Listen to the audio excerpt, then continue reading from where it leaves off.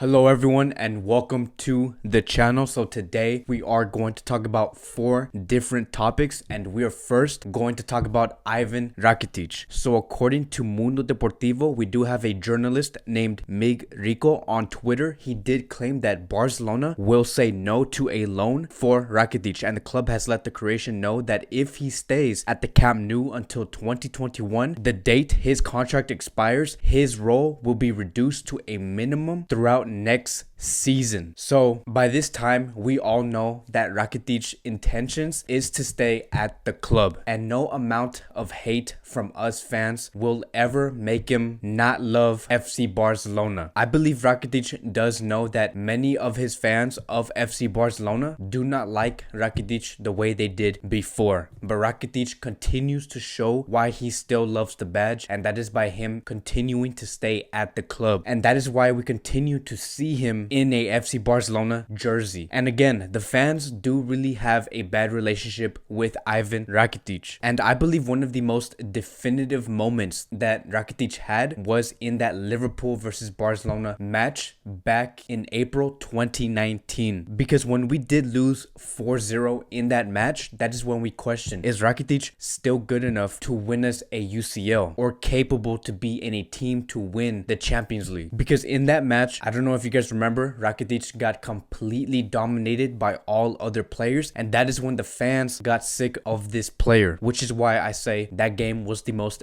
definitive moment onto why many fans in Barcelona do not like Ivan Rakitic. And so the fans said no, he is not capable enough to be good enough to win us the UCL. And surprisingly, Barcelona has been on that side. They have been giving the same answer, but not through words, not by saying, Ivan Rakitic, you need to get out of this club. They have been doing this through action. They're basically saying, if you don't get out the club, Ivan Rakitic, we will minimize your minutes by so much that you will want to get out of this club. And we do know that Rakitic did claim back in November or October, he did have an interview where he told the reporter that they took the ball away from him. And so Rakitic is not a big fan of having his minutes taken away from him, and so that is why Barcelona is going to take away so many minutes next season that Rakitic will not even see the pitch. And in my opinion, I don't hate Ivan Rakitic. I think Ivan Rakitic is a good player, but not good enough to play in a FC Barcelona jersey. And I believe what makes us the most upset, like, yeah, I know because of his average performances, it has not made the FC Barcelona fans like him as much, but I believe the main reason why we are so upset with Ivan Rakitic, it is because he has been taking away the minutes of other players. Like, for example, if Ivan Rakitic was to leave last summer, could we have seen more of Carlos Elenia? Could we have seen more of Ricky Puig? And that is why many fans have been upset with Rakitic. It's because he has been destroying and taking away the minutes of our youngsters. And every time Ivan Rakitic does play on the field, when he is given that chance, when we are like, okay, fine, if we're not going to use Elenia or Ricky Puig, then Rakitic better serve us well on the field. And so when he does get on the field, he puts out very, very average performances, and we can't accept that coming from a FC Barcelona midfielder. The performances that he gives out on the field are very average. Nothing really stands out. He's kind of like just there just to be there, and so we do not need a player like that. Now moving on to the next topic of the day, and we are going to talk about Ter Stegen. So according to the same reporter, which is Mig Rico on Twitter, he did claim that Ter Stegen's contract renewal negotiations are progressing, but it will be expensive. The Barcelona goalkeeper wants to continue his professional career at FC Barcelona, and many people have questioned, why is this deal being stalled? Why is there a hold between the negotiations of Ter Stegen and FC Barcelona? And to me, the answer is this: Barcelona simply do not have the funds. And right now, Barcelona is being extremely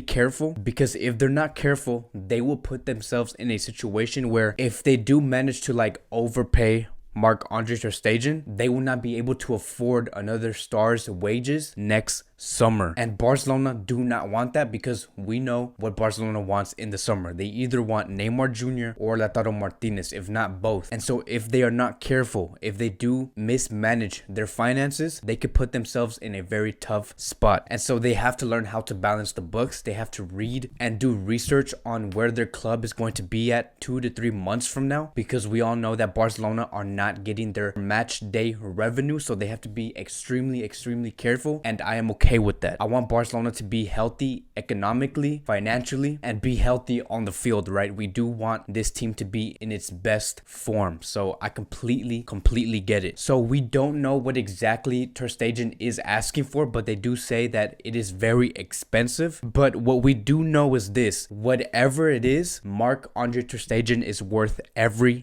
penny, and he deserves it fully. And I'm going to say a statement that I have never said before, but Ter Stegen is as important as Lionel Messi. And when you are recognized to be as important, right, by the fans, when you are recognized to be as important as Lionel Messi, the club must get this right, because I will be devastated to see the club lose a player like Ter Stegen and slip out of our hands only because we were not able to give him what he wants. So it is a big relief to see that in this report that this deal is progressing, the negotiations are progressing, and that eventually we will see Marc-Andre Ter Stegen's contract being extended. Now moving on to the next topic of the day, and we are going to talk about Kante. And this is a report that has been going on throughout every social media platform. Every news outlet was talking about this, so we are going to spend a little bit of time talking about this player. So according to Mundo Deportivo, they have a title, and I'm going to translate it for you guys. It says, Kante is a option. Coutinho's desire to go to Chelsea opens the possibility of a swap deal to Barcelona. The Frenchman on Madrid's radar gives the profile of the physical midfielder that the club is pursuing. And so yes, it's true. We have seen multiple reports, and we have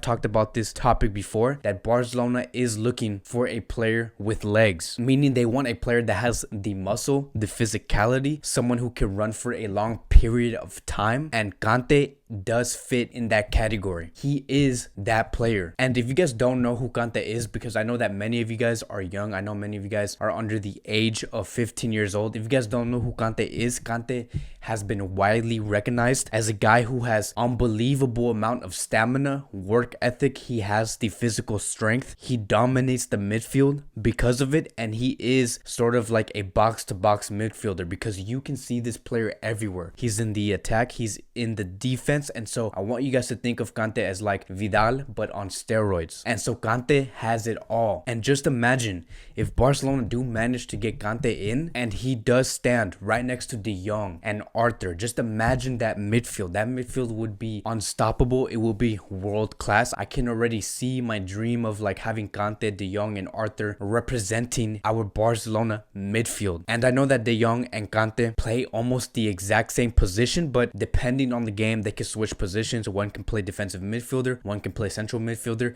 It doesn't matter. Having a Kante, De Jong, Arthur midfield is good enough. I cannot see that midfield not succeed. All three players match each other very well. They complement each other very well, and I would love to see that midfield. And the amount of ground that midfield would cover would be off the wall. We can even see the heat map of Kante, De Jong, and Arthur. That midfield again will be unstoppable. But I do have two things to point out. Two things stand in the way of having Kante sign with FC Barcelona. So the first one is El Equipe reported that Kante does earn around 300 million euros a week, which makes him one of the most expensive Chelsea players, if not the most expensive Chelsea player in that club. Now the question is Kante willing to lower his wages to go to FC Barcelona? Because that is extremely expensive to a club like FC Barcelona. And I know for a fact that will hurt FC Barcelona's pockets after what we just talked about when it comes to Marc-Andre Ter Stegen. Ter Stegen is asking for a higher wage. We also have to pay Lionel Messi's wages, and so it's going to be extremely hard to see Kante earn 300 million pounds a week at FC Barcelona. So would Kante be willing to lower his wages to go to a club like FC Barcelona? We don't know. But they also reported that Chelsea is willing to let go of Kante for 70 million euros. And that's another obstacle Barcelona will need to cover. Is 70 million euros worth it for FC Barcelona? And that leads me to my next point, which is Kante has had a total of 3 different injuries this season, which is why I asked, is 70 million worth it for a player who has received 3 different injuries this season? And that is where the questions come in. Is this injury nightmare going to stop for Kante? Are the physical problems going to keep going? Or was it just a bad luck season? Because 3 different injuries in one season is a lot, especially knowing that we only were able to complete half of a season. And knowing that he's 29 years old, who knows how he's going to be physically going forward. And if we do invest this amount of money, paying the 70 million release clause and paying him somewhat close to 300 million pounds a week, we want to be able to see the best version of Kante. Because if we do get the best version of Kante, then I would not mind paying this amount of money, because no player on earth will be able to emulate what Kante can do on the field when he's healthy. So let me know what you guys think. Do you guys think that Kante is good enough to wear a FC Barcelona jersey? And would you guys like to see a midfield of Kante, De Jong, and Arthur representing our club? Now moving on to the last topic of the day, and we're going to talk about this quickly. I do want to address a rumor talking about Lautaro Martinez. And so according to Sky Italia, they have said that negotiations between FC Barcelona and Inter for Lautaro have stalled. The last proposal of the Catalan club have been going through problems because of the economic crisis caused by the pandemic. So in this article, they did claim that the negotiations have stalled, which means that were they talking all along throughout this whole season? And that is what I'm trying to cover and going to answer for you guys. So according to Fabrizio Romano, who is a very credible Italian journalist, he did claim that Inter only want Barcelona to pay the 111 million for Lautaro Martinez, meaning that they don't want another player